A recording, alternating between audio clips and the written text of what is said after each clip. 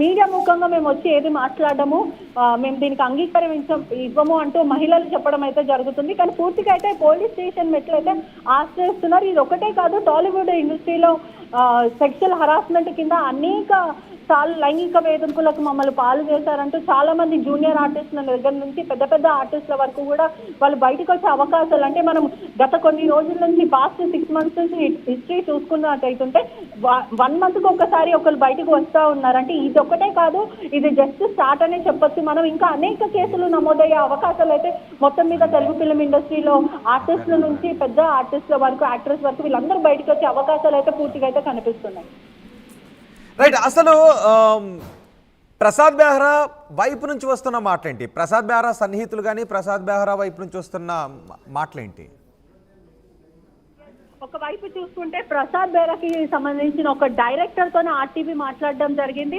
అతనికి సన్నిహితంగా అంటే క్లోజ్ ఫ్రెండ్ ఉన్న వ్యక్తికి మాట్లాడితే ఇదంతా కావాలనే తప్పుడు కేసు అంటూ వాళ్ళ వైపు నుంచి అయితే వస్తున్న సమాచారం. ఇదంతా ఏం లేదు, ఈగో క్లాష్ వల్ల, కేవలం ఒకటే కంపెనీలో పనిచేయడం వల్ల డిఫరెంట్ పర్సెప్షన్స్ ఉంటాయి. ఆ పర్సెప్షన్స్ నచ్చక వాళ్ళ ఓన్ స్టైల్గా వాళ్ళు పనిచేస్తూ ఉన్నారు. జస్ట్ ఒక ఈగో క్లాష్ వల్ల తను కంప్లైంట్ పెట్టడం జరిగింది. ఎటువంటి లైంగిక వేధింపులకు ప్రసాద్ బెహ్రా అసలు పాలు పడలేడు. అతను చాలా జెన్యూన్ పర్సన్. ఇటీవలనే కమిటీ కూడరాల్లో పనిచేశాడు. అతను ఇన్ఫినిటంలో చాలా ఏళ్ల నుంచి అతను పనిచేస్తూ ఉన్నాడు. అతని మీద ఎటువంటి కేసులు నమోదు అవ్వలేవు. అతను చాలా ట్రాన్స్పరెంట్ పర్సన్. ఎవరి జోలికి వెళ్ళాడు, అతని పని అతను చేసుకుంటానంటూ వాళ్ళ కుటుంబ సభ్యులు మరి ఒక అతనికి సంబంధించిన క్లోజ్ డైరెక్టర్ అయితే చెప్పడం అయితే జరుగుతుంది. ఇదంతా కూడా కేవలం ఎఫ్ఐఆర్ నెంబర్ ఏదైనా ఐడియా ఉందా మీ దగ్గర? ఎఫ్ఐఆర్ నెంబర్ ఐడియా ఉందా?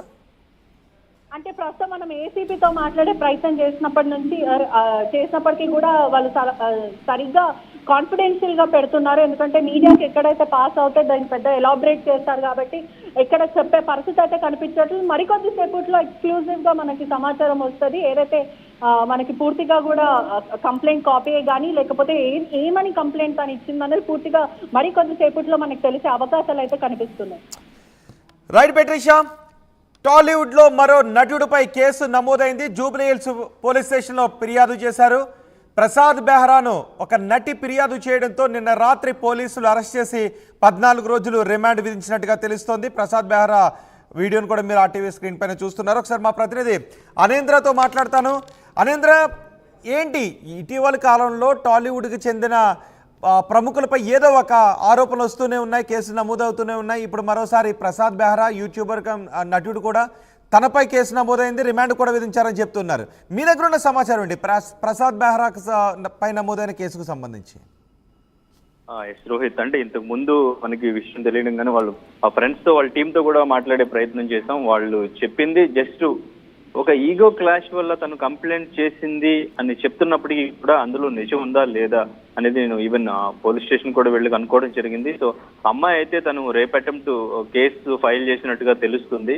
అయితే ఇప్పటికే తనని నాంపల్లి కోర్టులో ప్రొడ్యూస్ చేశారు. ఈవెన్ 14 days రిమాండ్ కూడా విధించినట్టు తెలుస్తుంది. తను అంటే ముందు నుంచి కూడా యూట్యూబర్ గా చాలా ఫేమస్ అయ్యారు. తను పర్సనల్ లైఫ్ లో నుంచి తన పర్సనల్ ఎక్స్పీరియన్సెస్ కొన్ని తీసుకుని తన డివోర్స్ కు సంబంధించి తన వైఫ్ తో జరిగిన కొన్ని సిచ్యువేషన్స్ ని, ఆ ఎక్స్పీరియన్సెస్ అంతా కూడా తను మావిడాకులు అనే ఒక వెబ్ సిరీస్ తో తను ప్రేక్షకుల ముందుకు రావడం జరిగింది. ఆ వెబ్ సిరీస్ తో తనకి చాలా మంచి ఫేమ్ వచ్చింది. తర్వాత తను ఆ వెబ్ సిరీస్ లో కంటిన్యూ చేస్తూ వచ్చారు. రీసెంట్ గా ఇప్పుడు లాస్ట్ వెబ్ సిరీస్ చూసుకుంటే మెకానిక్ అనే వెబ్ సిరీస్ అయితే తను చేస్తున్నారు. అవి ఎపిసోడ్ల కింద టెలికాస్ట్ అవుతున్నాయి. దానికి కూడా మంచి ఫ్యాన్ ఫాలోయింగ్ ఉంది. తర్వాత తను కమిటీ కుర్రోళ్ళు సినిమాలో ఒక చేసిన క్యారెక్టర్ తనకి మంచి గుర్తింపు తీసుకొచ్చింది. బిఫోర్ తను కొంచెం ఫీల్ అవుతూ ఉండేవారు. తన ఇంటర్వ్యూస్ లో కొన్ని చెప్పారు, ఇక్కడ ఇండస్ట్రీలో క్యాస్ట్ ఫీలింగ్ అనేది ఉంది, ఒక అవకాశాలు రావట్లేదు అని చెప్పేసి తను బాధపడిన సందర్భాలు కూడా ఉన్నాయి. తర్వాత అయితే నిహారిక నిర్మించిన కమిటీ కుర్రాళ్ళు ఒక మంచి క్యారెక్టర్ పడింది. ఆ క్యారెక్టర్ తో మంచి గుర్తింపు వచ్చింది. తన పెర్ఫార్మెన్స్ కి మంచి ఫ్యాన్ ఫాలోయింగ్ కూడా పెరగడం జరిగింది. ఈవెన్ ఇప్పుడు రీసెంట్ గా ఇప్పుడు నెక్స్ట్ ఫ్రైడే రిలీజ్ అవబోతున్న బచ్చల మళ్ళీ అల్లరి నరేష్ మూవీలో కూడా తనకు ఒక చాలా ఇంపార్టెంట్ మంచి క్యారెక్టర్ ఉంది.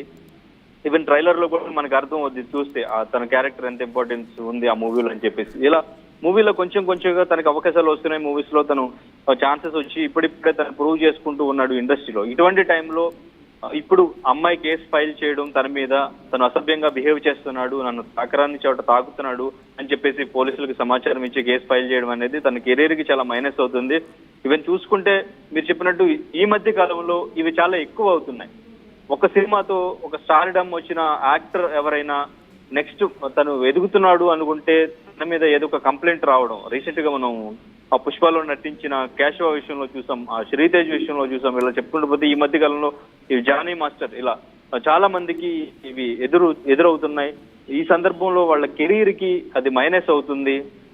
అంతా కూడా వాళ్ళ మీద ఉన్న ఒక మంచి ఒపీనియన్, వాళ్ళని ఫాలో అవుతున్న కరెక్ట్. కానీ అనేంద్ర, ప్రసాద్ బెహ్రా గతంలో చేసిన ప్రాజెక్టులలో వర్క్ చేసిన టీం మెంబర్స్, ఆ ప్రాజెక్ట్లో వర్క్ చేసిన టీం సభ్యులు ఏం చెప్తున్నారు? అసలు ప్రసాద్ బెహ్రా ఎలాంటి వాడు అని, ఇలాంటి పనులు చేస్తుంటుంటాడు అని.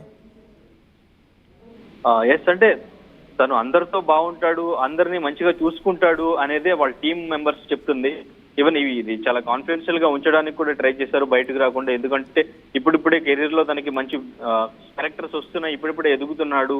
ఇది అంటే ఒక చిన్న మ్యాటర్, చిన్న క్లాష్ ఇష్యూ అని చెప్పేసి వాళ్ళు చెప్పడం జరిగింది. బట్ అమ్మాయి అక్కడ చాలా సీరియస్ గానే తీసుకుని అందరి ముందు తనని అసభ్యంగా తన ముందు అసభ్యంగా బిహేవ్ చేస్తూ, అసభ్యంగా మాట్లాడుతూ అందరి ముందు చేస్తున్నాడు ఎట్లాగా అని చెప్పి తను సీరియస్ గా తీసుకుని ఇక్కడ కంప్లైంట్ చేయడం అనేది